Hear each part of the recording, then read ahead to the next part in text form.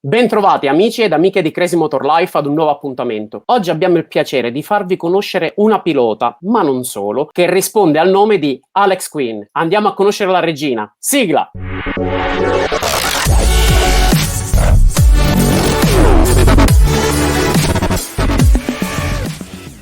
Ciao Alex! Ciao Jack, tutto bene? Tutto bene, ma quando e come nasce Alex Quinn? Allora, Alex Quinn come persona o come Nick intanto? Come nick?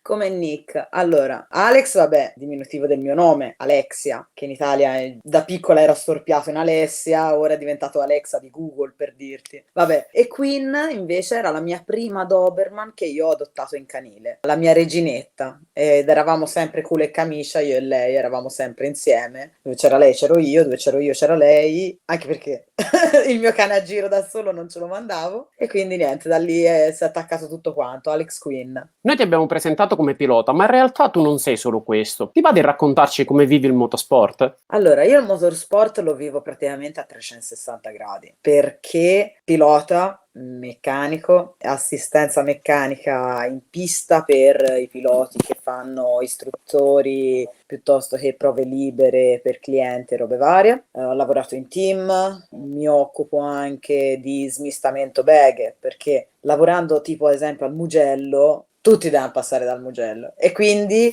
per forza di cose ho conosciuto persone e quindi spesso mi ritrovo a dover risolvere problematiche magari ad amici e cose varie, e quindi ho conosciuto praticamente tantissime persone del motorsport. Poi oltre a questo, c'ho l'istruttore di pista che fa anche dei corsi, dei tour in strada, e quindi seguo anche quella parte lì. Vivo il paddock che mi piace tantissimo, non per niente è facile trovarmi, lo so, è un po' zingara come cosa, però a me mi piace ad esempio quando ho 2 giornate di lavoro a Mugello, la notte a me piace dormirmela lì, perché poi mi sveglio la mattina che c'è quel freddo, quell'arietta fresca, e a me non mi pare il vero, per me è il mio mondo, quindi lo vivo a 360 gradi, nonché ogni tanto mi metto anche a disegnare grafiche per i caschi, ho degli amici con cui collaboro, più utilizzo anche la moto durante il giorno, insomma, durante quando sono a casa, utilizzo la moto anche a casa poi, è bello impegnativo. Alex, il motorsport è un ambiente abbastanza maschilista. Per fortuna la situazione sta cambiando. Ma secondo la tua esperienza, qual è l'ostacolo più grande che hai dovuto affrontare? Allora, io ti dirò, sta cambiando tanto, perché io ho visto comunque come hanno accettato. Allora, io partendo dal presupposto 20 anni che vado in moto, un po' di più,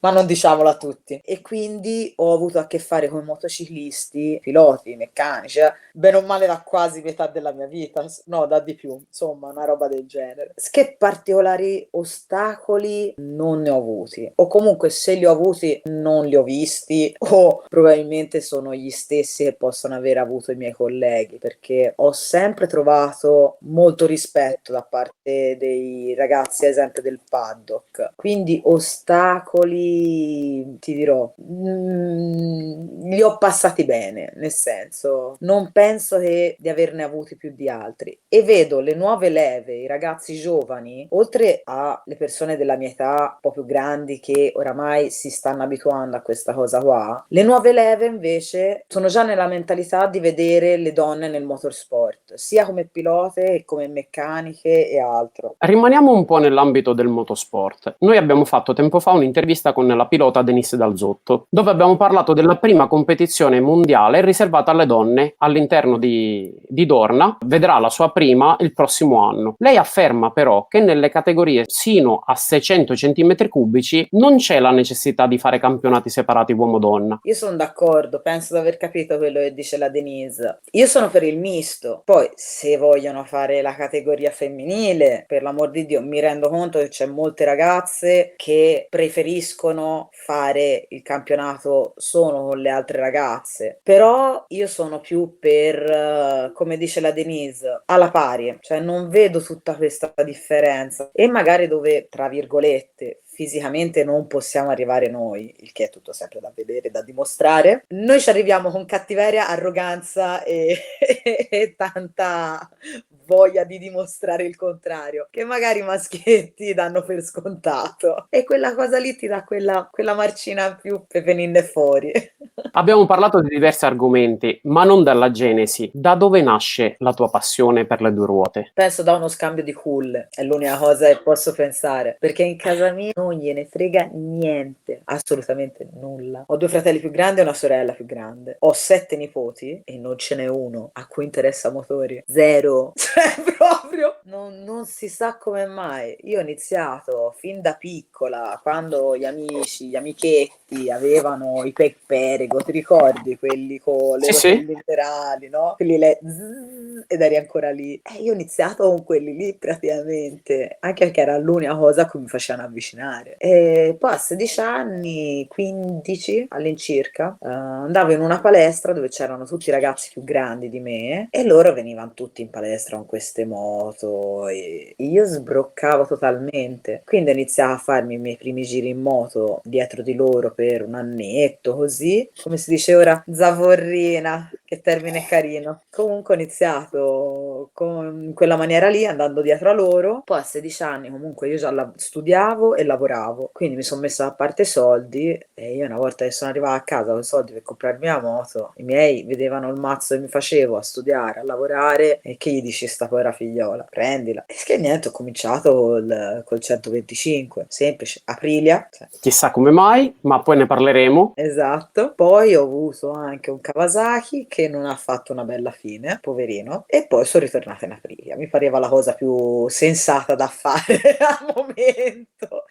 Ma mi sa che le giapponesi, no, lasciamole un po' perdere per ora. Il tuo ricordo più bello legato al motorsport? È avvenuto di recente, devo essere sincera. Sono andata a correre con il trofeo Aprilia RS 660. Abbiamo avuto una gara all'interno del mondiale Superbike. Al mondiale, cioè follia totale, ok? Siamo andati lì a correre con loro, cioè noi nel nostro campionato, loro fanno le cose da grandi. E uscita dal parco chiuso, anzi in realtà ero ancora dentro il parco chiuso appoggiata alla moto così che non ne vedevo più, cioè mi doveva portare via Barella. Praticamente sono venuti tutti i bambini a chiedere gli autografi. Cioè, i bambini, io amo i bambini, ne avrei una dozzina a quest'ora.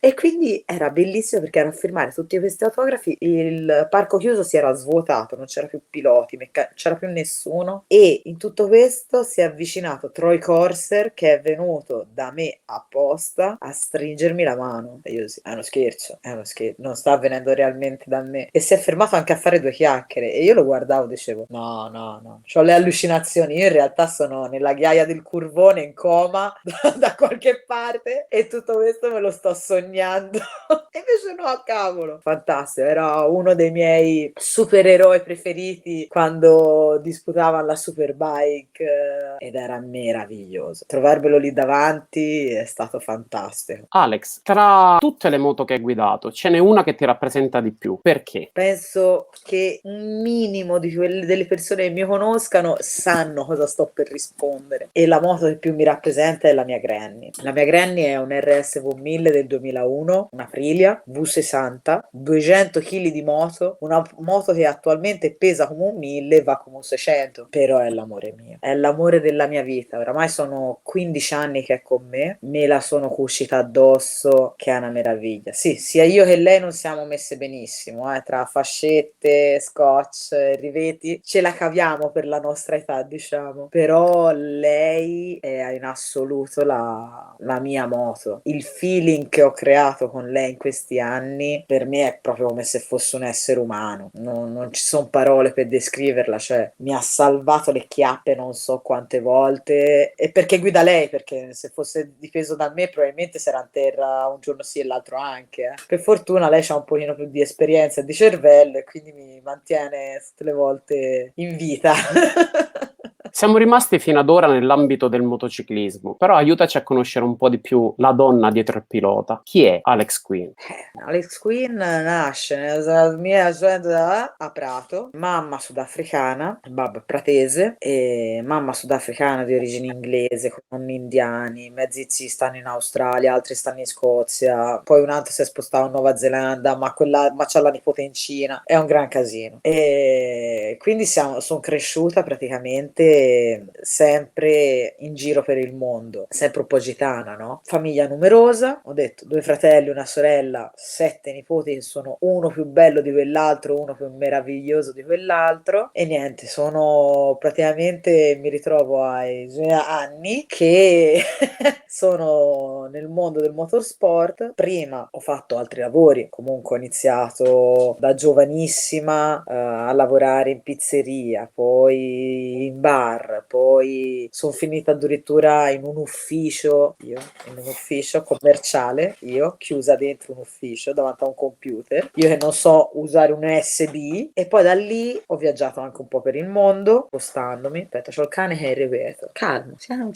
tranquilla Carmo, sta tranquilla. E poi ho avuto 12 anni, 10 anni, 12 anni dove ho avuto un'attività mia, ho avuto uno studio di tatuaggi, più di uno studio di tatuaggi anzi, e ho dato una mano a gestirne altri, però avevo questo richiamo verso le moto che mi stava scalpitando dentro. Quindi un giorno ho buttato all'aria baracca e burattini e sono tornata in Toscana, dove mi sono concentrata sui motori e dove ho iniziato il mio percorso che mi ha portato a dove sono ora. È stato bello impegnativo, è tuttora bello impegnativo, perché comunque quando inizia la stagione sei via 5 giorni su 7, 6 su 7, non sai mai quando torni, sai se torni, prendi la roba, la butti nella lavatrice, la tiri fuori, speri che asciughi, se non asciuga la stendi in macchina e mentre viaggi speri che il sole in macchina possa fare abbastanza caldo per asciugare tutto quanto, ti dirigi verso una meta, stai lì 2 giorni, poi dopo 2 giorni ti ridirigi verso un'altra meta, poi c'hai l'amico che però non puoi non andare a salutare da un'altra parte, quindi prendi, riparti, rifai. Quindi Alex Quinn al momento ha un background bello movimentato. La tua famiglia, come vive tutto questo? Cerco di dirlo meno in francese, vai. Comunque, diciamo non sono molto interessati.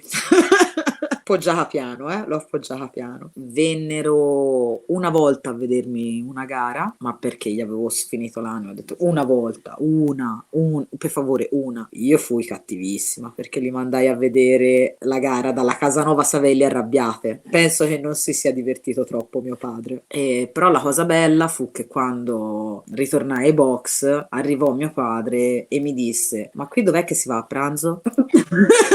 Grazie. Di nuovo commossa dalla vostra generosità e dalla vostra, insomma, ok, là, babbo. Puoi andare laggiù o se no fuori c'è dei ristoranti buonissimi. Basta. L'essere motociclista ti ha mai creato problemi nei rapporti personali? Sì, molti. Già io sono una persona che fatica a mantenere contatti, ma perché ho la testa sempre in palla da 1000 cose e quindi a me veramente scoiattolo e ciao, perdo pezzi per strada. In più se ci metti il fatto che comunque lavoro io sono una persona molto socievole, che è diverso dal sociale, ci tengo sempre a precisare. Sono socievole, sociale, cioè vuol dire che io uscire di casa, una volta che sono in casa, la porta la puoi murare, io non esco, vai tranquillo. Però il fatto anche che io sia così socievole, che conosca tutti quanti, che comunque tutti mi conoscano e che comunque alle persone che ho nel paddock, i miei amici sono lì, sono nel paddock, sono i colleghi, sono i piloti, sono gli amici che mi danno delle dritte. Il paddock è una specie di famiglia per me. Tendo a passarci molto tempo quando sono lì poi e rischio di dimenticarmi delle persone. E il tempo passa e non mi rendo conto che magari sono ore e ore, giorni che non scrivo e diciamo non viene presa benissimo come cosa. Però se non altro mi consola che anche perché comunque il lavoro è tanto quando sei in paddock e l'impegno che richiede stare dietro alle moto è tanto, perché comunque non puoi permetterti distrazioni perché la gente si fa male. Nel momento in cui c'hai quell'ora, quella mezz'ora, quei 10 minuti di svago, non stai a guardare il telefono, non stai a guardare il cellulare, sei magari a farti due battute con gli amici per rilassare anche l'atmosfera in box e prendere tutti un bel respirone profondo. Quindi diciamo che viene spesso, spesso no, perché se una persona ti conosce poi lo sa che sei così, però magari inizialmente quando stai conoscendo una persona, se ti vede così espansiva verso i maschietti, difficilmente possono capire che è un discorso, perché per me sono colleghi e finisce lì. Sì che purtroppo da quel punto di vista un po' di problemini me ne dà. Parliamo proprio di giornate di paddock. Possiamo anticipare che con Crazy Motor Life racconteremo un weekend in pista con il tuo team e tu ne sarai la protagonista. Anzi, tu che stai seguendo. Se vuoi scoprire in che veste sarà Alex, ti consiglio di iscriverti al canale. Dacci un piccolo assaggio, però, di una cosa simpatica che hai vissuto nel paddock. Ma io ti dirò, io quando sono in paddock mi diverto una matta, perché te l'ho detto, è come se avessi la mia famiglia lì, quindi io mi butto via dal ridere. Una scena divertente fu quando... divertente. A fine giornata fu divertente perché lì per lì sbiancai un attimino. Un ragazzo che stava facendo le libere con una moto a noleggio, livello d'attenzione zero. Cioè gli consigliai il cosino, la clippettina da mettere alla tuta, ma proprio così, dato in mano, tieni, mi giro, mi rigiro, l'ho perso, l'ho perso, l'ho perso. Agitatissimo, agitatissimo. Io guardavo la moto a noleggio e gli facevo delle carezze e gli dicevo, è stato bello averti.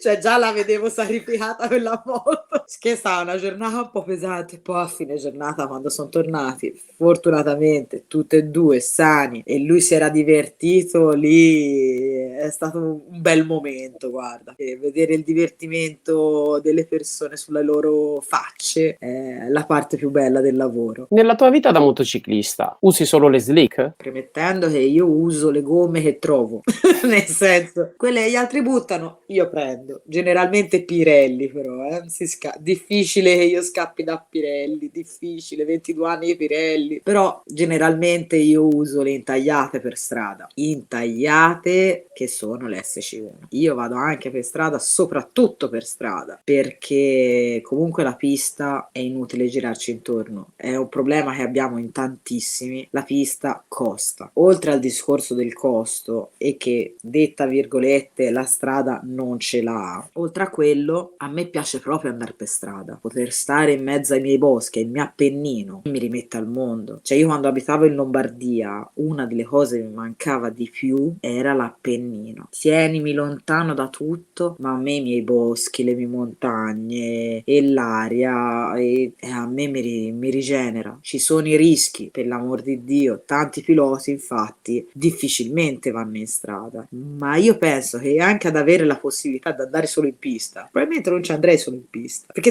diventa un lavoro a quel punto. Cioè quando sei in pista è lavoro, in strada invece è il momento tuo, sei da solo, tranquillo, puoi fare il passo che ti pare, non devi rispettare dei tempi, categoria A, B, C, D, E, F, G, e fai tu. Vuoi fare 5 curve un pochino più sprint? Le fai, poi rallenti, ti godi il paesaggio, fai nuove conoscenze, anche in paddock, però la strada per me è un pezzo di vita. E visto che parliamo di strada, se dovessi organizzare un viaggio con la tua moto, dove andresti e il perché? Austria, subito, immediatamente. Quando si parte? L'Austria io l'ho girata, vanno a pari merito, perché c'è l'Austria o il Verdun, Francia. Verdun l'ho già fatto in moto ed è meraviglioso. C'è la gola dove passa il fiume e tutto quanto, la gola del Verdun, che è meravigliosa, ha dei colori fantastici. E l'Austria, a me piace anche quella per i paesaggi. A me le montagne austriache mi fanno impazzire.